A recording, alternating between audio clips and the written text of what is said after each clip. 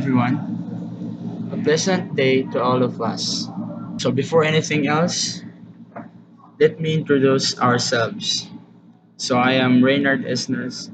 Narciso, and to all my members, Garvis Ramel, Johnny Libernan Tebano, Christine Joy Lehesta Ligutan, and Mary Ann T. Paler. So, this is our group presentation in social and professional issues in globalization. So, what we have here is a case analysis study which is entitled Hacking. Without any ado, let's get started and proceed to the presentation. So first of all, you might asking or wondering what is a hacker and what is hacking. So here are some definition of hacker and hacking. Typically, a hacker is any person who uses computer programming or technical skills to solve a challenge or problem. As it goes, there is a good side and a bad side. There are also people who fall somewhere in between. Supposedly, there are many types of hackers, but what we are going to do here is that we will only include three basic types of hackers. First of all is the black hat hacker. So what is a black hat hacker? It is typically one that engages in cybercrime operations and uses hacking for financial gain.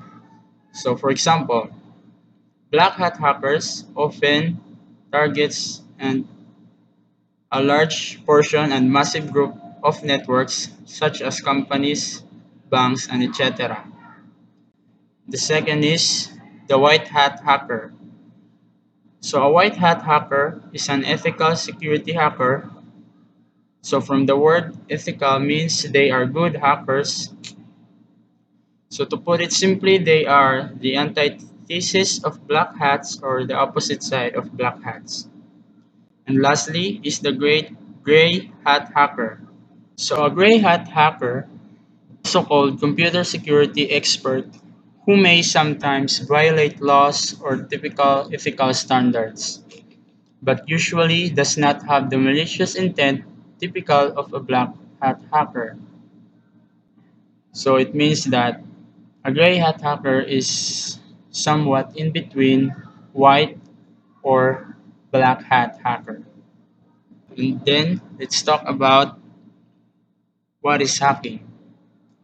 So hacking is an act of gaining unauthorized access to someone else's computer, network, or any devices in order to gain access to information or disrupt the normal operations of the network. So for example, you open an unfamiliar platform or websites and then it requests you to input your account information, and then after that you can't use your account if you try to log in into another platforms. And that is because of a phishing, phishing, which is also considered as hacking. Discussion. Now in this part, it shows the detailed concepts of what is hacking is all about, and also its corresponding and significant definitions. Otherwise, the objectives and outcomes that is relevant with hacking, which is to emphasize the information related to hacking. So we have here three concepts. So first, hacking is the practice of bypassing the security measures of a computer or computer network to gain access to our restricted or private information. So once a hacker has gained access to a system, they can do a variety of things. Hackers can also be either black hat or white hat. So black hat hackers are those who commit malicious acts with the intent to cause harm, so often for financial gain. These are some images showing you all the types of hackers. So we have a white hat hacker, the gray hat hacker, and the black hat hacker. Supposedly there are so many types of hackers, but what we're going to focus on is just the three basic types of hackers. So findings. As we undergo on our research, as a result, there are so many cases where hacking is being involved.